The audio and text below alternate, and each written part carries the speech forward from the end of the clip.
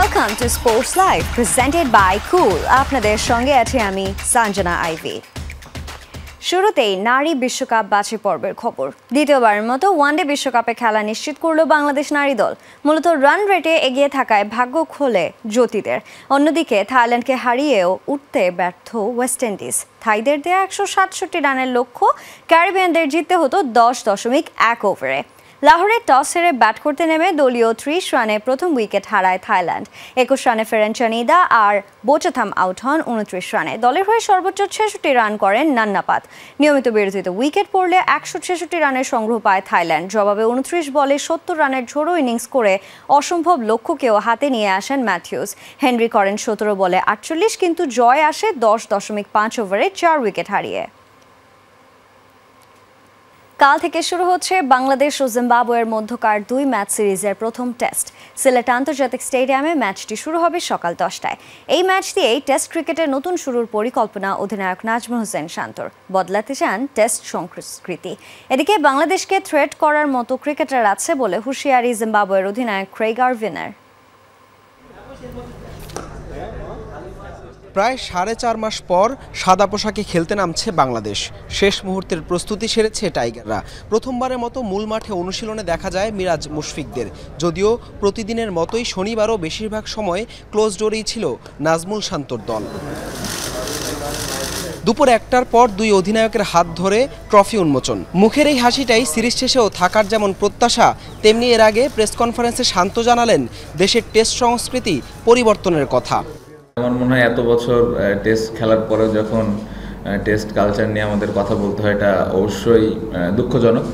But আমার মনে হয় যদি আপনি গত বছর থেকে আমরা শুরু করি, আমার মনে হয় যে গত বছর আমরা 4টা ম্যাচ জিতলাম টেস্ট চ্যাম্পিয়নশিপের যেই 12টা টেস্টের মধ্যে, এবং 4টা ম্যাচে বড় দলের এগেনস্টে। এবং ওই গত বছর থেকে এই যে আমরা কীভাবে টেস্ট টিমটা একটা কালচার তৈরি করতে পারি বা আমরা কীভাবে খেলাটা খেলতে চাই, এই বিষয়গুলো নিয়ে কথাবার্তা হচ্ছিল। এদিকে এই সিরিজ দিয়ে নতুন শুরুর স্বপ্ন দেখালেন টাইগার অধিনায়ক। সেই সাথে টেস্টে উন্নতি করতে পরিবর্তন আনার কথাও শোনালেন শান্ত। যেহেতু আমাদের গত 20-22 বছরের টেস্ট ক্রিকেট একই রকম ছিল, খুব বেশি উন্নতি হয়নি। সো এই জায়গাটাতে নিশ্চয়ই আমাদের কোনো কিছু পরিবর্তনের দরকার আছে। আমি যেটা অ্যাজ এ ক্যাপ্টেন হিসেবে চিন্তা করি যে আমরা প্রত্যেকটা ম্যাচ যেন জেতার জন্য খেলি। এখানে কোনো সেফ ক্রিকেট আসলে খেলার ইচ্ছা আমাদের কারোরই নাই। সো আমি যেটা একটু আগে বললাম যে নতুন কিছু আসলে আমরা চেষ্টা করব, এবং এটাও শুরু হবে আগামীকালকে থেকে। অপরদিকে নির্ধারিত সময় দুপুর 2টায় অনুশীলন করে জিম্বাবুয়ে দল। ঘরের মাঠে বাংলাদেশের বিপক্ষে খেলা চ্যালেঞ্জিং হলেও জিম্বাবুয়ের তরুণরা থ্রেট হতে পারে এমন হুঁশিয়ারি দিলেন অধিনায়ক ক্রেইগ গারভিন। বাংলাদেশের সাথে প্রতিদ্বন্দ্বিতা অনেক দিনের। তাদের মাটিতে খেলা অবশ্যই চ্যালেঞ্জিং, তবে আমরা আত্মবিশ্বাসী। আমাদের তরুণ কিছু প্লেয়ার আছে যারা বাংলাদেশের জন্য থ্রেট হতে পারে। সাদা পোশাকে 2 দলের 18 বারের দেখায় 8 জয়ের বিপরীতে বাংলাদেশ হেরেছে 7 বার। যদিও এই সিলেটেই সবশেষ দেখায় 2018 সালে 151 রানের বিশাল ব্যবধানে টাইগারদের হারিয়েছিল জিম্বাবুয়ে। টেস্টে নতুন বছরে নতুন শুরুর প্রত্যাশা নাজমুল শান্ত। বিপরীতে বাংলাদেশ দলের কাছেও প্রত্যাশাটা থাকবে সহজ জয়ের। অপরদিকে 6.5 বছর আগে এই সিলেটেই টাইগারদের হারানোর সেই সুখস্মৃতি নিশ্চয়ই আবারও ফেরাতে চাইবে জিম্বাবুয়েও। হাসান আল মারুফ, যমুনা স্পোর্টস, সিলেট আন্তর্জাতিক স্টেডিয়াম, সিলেট। প্রতিপক্ষের শরীরে ভাষাই বলে দেবে নাহিদ রানা কতটা জোরে বল করে। রানাকে নিয়ে আগের দিন শন উইলিয়ামসের খোঁচা দেওয়ার পর এমন মন্তব্য করেন নাজমুল হোসেন শান্ত। এদিকে ভিডিও ফুটেজ দেখে রানার বোলিংয়ের বিপক্ষে প্রস্তুতির কথা বললেন জিম্বাবুয়ের অধিনায়ক। রোববার প্রথমবারের মতো জিম্বাবুয়ের বিপক্ষে খেলতে নামবেন নাহিদ রানা। নেটে যেমন গতির ঝড় তুলছেন, এখন পর্যন্ত ম্যাচেও এমন ভয়ঙ্কর নাহিদ রানা। অভিষেকের পর থেকেই প্রতিপক্ষকে গতির ঝড়ে পরাস্ত করেছেন এই টাইগার স্পিড স্টার। বর্তমান সহ সাবেক বিদেশি ক্রিকেটারদের কাছ থেকেও পেয়েছেন প্রশংসা। রানাকে খেলতে প্রতিপক্ষকে নিতে হয় বিশেষ প্রস্তুতি, যেমনটা সিলেট টেস্টের আগে আলাদা করে প্রস্তুতি নিচ্ছেন সফরকারীরা। ভিডিও ফুটেজ দেখে রানাকে খেলার পরিকল্পনা করছেন বলেছেন জিম্বাবুয়ে অধিনায়ক। বর্তমানে আসলে ভিডিও ফুটেজ অ্যাভেলেবল, আপনি সেই ফুটেজ দেখে বিশ্লেষণ করে প্রস্তুতি নিতে পারছেন। মাঠে নামলে বোঝা যাবে মানসিকভাবে সেভাবেই প্রস্তুতি নিচ্ছি। এদিকে আগের দিন প্রেস কনফারেন্সে অবশ্য রানার গতি নিয়ে খোঁচা দিয়েছিলেন শন উইলিয়ামস। বাংলাদেশের কাছে রানা থাকলে জিম্বাবুয়ের কাছে মানুষের চেয়ে দ্রুতগতির বল করতে পারার মেশিন আছে, এমন মন্তব্য করে গণমাধ্যমের শিরোনাম হন এই Zimbabwean. Not just one person in the world bowls fast, so we prepared for that. We've had bowling machines that bowl faster than human beings. এই উত্তরের প্রসঙ্গেই মাঠেই জবাবটা দেওয়ার কথা বললেন টাইগার অধিনায়ক। সেই সাথে সবসময় রানাকে ১৪০-এর বেশি গতিতে বোলিংয়ের বার্তা দেওয়ার বিষয়টি সামনে আনেন শান্ত। আমি সবসময় ওকে ডে ওয়ান থেকে, ওকে তো আমি অনেক আগে থেকে চিনি, আমার রাজশাহী ডিভিশন থেকেই খেলেছে, যখন ও কিছুই খেলেনি একাডেমিতে প্র্যাকটিস করতো তখন থেকেই চিনি। সো তখন থেকে এখন পর্যন্ত ওকে একটা মেসেজই দেওয়া হয়েছে যেন ও 140+ বল করে। এটা কালকে ম্যাচে যখন নাহিদ বল করবে আর অপোনেন্ট যখন ব্যাটিং করবে তখন আপনি তাদের বডি ল্যাঙ্গুয়েজ দেখলেই বুঝতে পারবেন যে নাহিদ রানা কত জোরে আসলে বল করে এবং হাউ এক্সট্রাঅর্ডিনারি হি ইজ। গেল বছর এই সিলেট স্টেডিয়ামেই লাল বলে অভিষেক হয়েছিল নাহিদ রানার। এখন পর্যন্ত 6 টেস্টের সংক্ষিপ্ত ক্যারিয়ারে 20 উইকেট শিকার করেছেন 22 বছর বয়সী এই পেসার। বাকযুদ্ধ ছাপিয়ে প্রথমবার জিম্বাবুয়ের বিপক্ষে খেলতে নেমে গতির ঝড়ে প্রতিপক্ষকে কতটা নাস্তানাবুদ করতে পারেন রানা, সেটা এখন দেখার অপেক্ষা। হাসান আল মারুফ, যমুনা স্পোর্টস, সিলেট। এখনও জিম্বাবুয়ে সিরিজের টিভি স্বত্ব বিক্রি করার চেষ্টায় আছে বিসিবি। প্রথম টেস্ট না হলেও দ্বিতীয় ম্যাচে ব্রডকাস্টার পাওয়া যাবে বিশ্বাস সভাপতি ফারুক আহমেদের। তবে আগামী 2.5 বছরের জন্য সম্প্রচার স্বত্ব বিক্রির জন্য দ্রুতই টেন্ডার দেবার কথা বলেছেন তিনি। এদিকে ঢাকা প্রিমিয়ার লিগের ফিক্সিং তদন্তের চলমান অভিযোগ প্রমাণিত হলে কঠিন শাস্তি দেবার কথা বলেছেন ফারুক আহমেদ। ক্রিকেট বিশ্ব যেখানে দ্রুতই এগিয়ে যাচ্ছে, যুক্ত করছে আধুনিক সব প্রযুক্তি, সেখানে দেশের ক্রিকেট যেন চলছে উল্টো পথে। প্রশ্নটা আপনি তুলতেই পারেন, কারণ রোববার থেকে শুরু হচ্ছে বাংলাদেশ জিম্বাবুয়ে টেস্ট সিরিজ, যার খেলাগুলো দেখতে আপনাকে চোখ রাখতে হবে বাংলাদেশ টেলিভিশনে, ঠিক যেন 90-এর দশকের মতো। যে সময় বিসিবির সভাপতি ফারুক আহমেদ খেলতেন জাতীয় দলে, তখন বাংলাদেশ দলের খেলা সম্প্রচার করত বিটিভি। তবে এখনই হাল ছাড়তে চায় না বোর্ড। জিম্বাবুয়ে সিরিজ সহ আগামী 2.5 বছরের সম্প্রচার সত্ত্ব বিক্রি করার জন্য কাজ করছে বিসিবি, বলছেন সভাপতি ফারুক আহমেদ। এখনও কথা চলছে, অন্য কোনো টিভি যদি আমরা পাই দিব। এটা আসলে যদিও সময় নেই আজকে খুব তাড়াতাড়ি করবো কিনা, যদি এই ম্যাচ কোনোভাবে আমরা নাও দেখাতে পারি, নেক্সট ম্যাচ আমাদের চেষ্টা চলছে আর কি। আগামী 2.5 বছরের জন্য একটা মিডিয়া রাইটস এর সেলের ব্যাপার আছে, ওইটাও খুব ইম্পর্টেন্ট। ওটার জন্য আমাদের টেন্ডার ডকুমেন্ট তৈরি করে ফেলেছি। আমরা চেষ্টা করবো ইন্টারন্যাশনাল মানুষজনকে ইনভাইট করার জন্য। এদিকে ঢাকা প্রিমিয়ার লিগের এবারের আসরে উঠেছে ফিক্সিংয়ের অভিযোগ। নতুন বাংলাদেশে নতুন বোর্ডের অধীনে এমন কাণ্ড হওয়ায় বিস্মিত অনেকে। তবে ডিপিএল সহ প্রথম, দ্বিতীয় ও তৃতীয় বিভাগে ফিক্সিংয়ের হার কমেছে দাবি করছেন সভাপতি। সেই সাথে অভিযুক্ত ম্যাচের তদন্ত করে দোষ প্রমাণিত হলে কঠোর শাস্তি দেওয়া হবে বলছেন ফারুক আহমেদ। পাতনা খেলা হলে ওই খেলার কোনো দিন আপনি ভালো প্লেয়ার পাবেন না, বিকজ আপনার বেস্ট প্লেয়ারকে আপনি বলবেন আজকে ডাক করে আউট হতে, আপনার বেস্ট বোলারকে বলবেন আমরা ওয়াইড নো করে উইকেট না নিতে। সো আসলে এটা কোনো খেলা না। আমার মনে টেকনিক্যাল কমিটি একটা কমিটি আছে, আমি এসেছি 2-3 দিন হয়েছে। সো এর মধ্যে আমরা চেষ্টা করবো এটার একটা ইনভেস্টিগেশন করে যাই, যেটা হয় যদি ইনভেস্টিগেশনে কিছু পাওয়া যায় ডেফিনেটলি শাস্তির ব্যবস্থা করবো। ফারুক আহমেদ যখন আইসিসি সভায় অংশ নিতে দেশের বাইরে, তখন বিসিবিতে হয়েছে দুদকের অভিযান। দুর্নীতি দমন কমিশনের এই কার্যক্রমে শতভাগ সহায়তা দেবার কথা বলছেন ফারুক আহমেদ। আমাদের অলরেডি কাজ শুরু করেছে আমাদের সিইও, তাকে আমি বলেছি যে ওরা যে যা কোয়েরি দিয়ে গেছে ওটাকে যাতে ফুলফিল করে, এটা এক।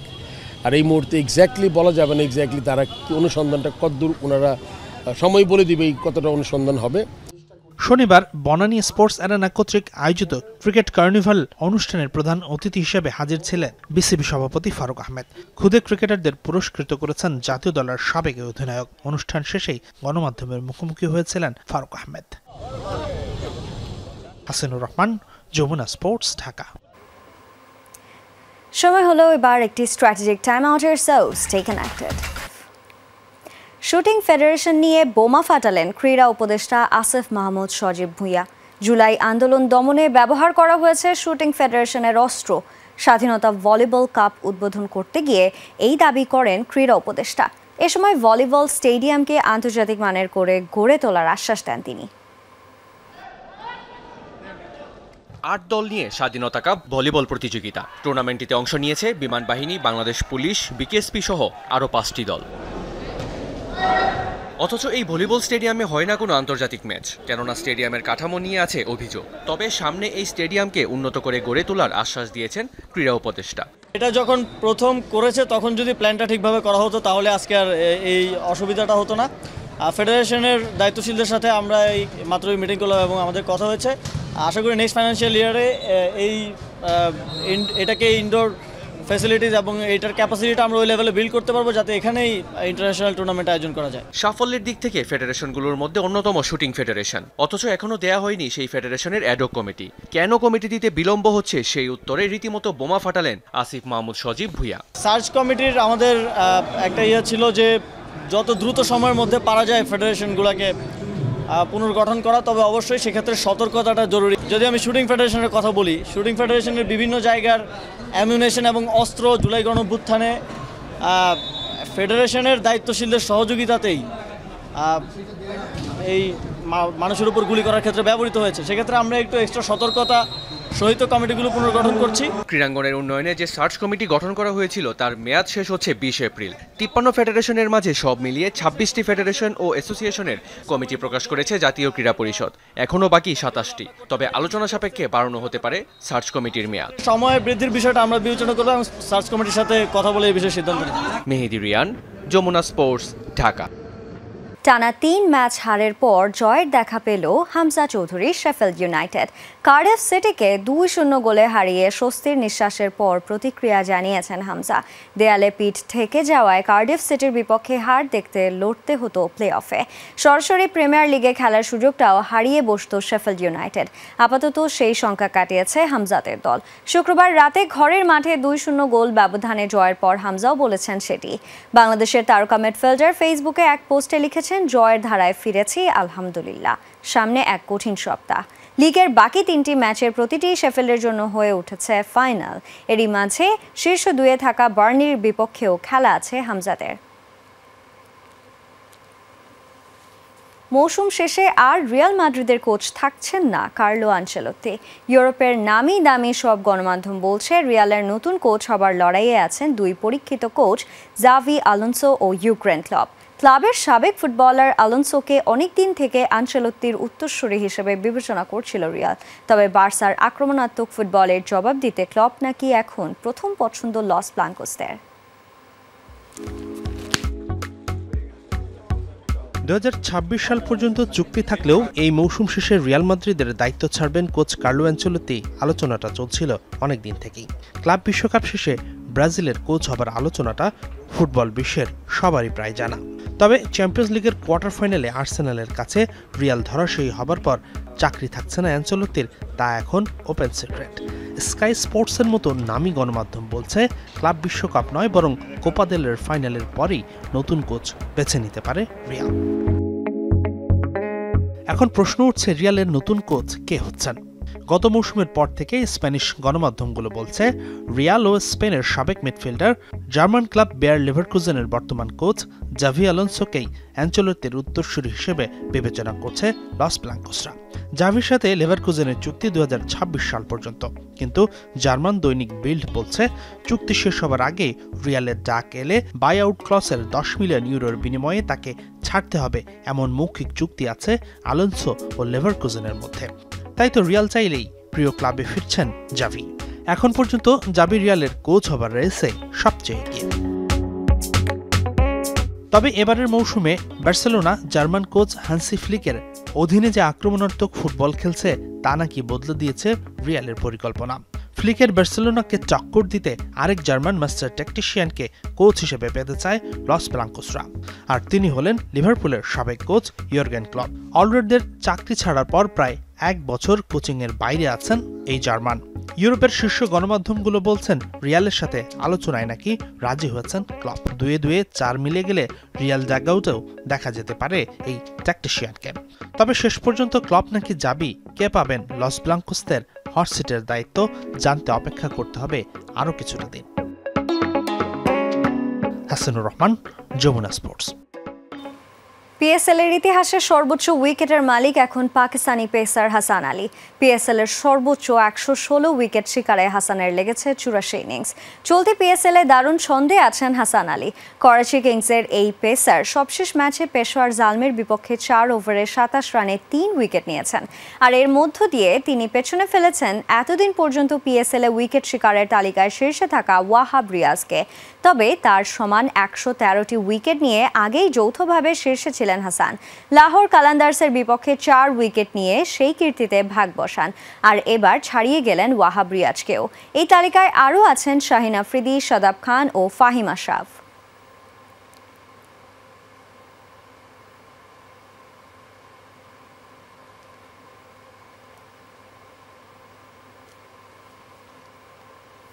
আর এই ছিল আজকের স্পোর্টস লাইভে। এতক্ষণ সঙ্গে থাকার জন্য সবাইকে ধন্যবাদ। আল্লাহ হাফেজ।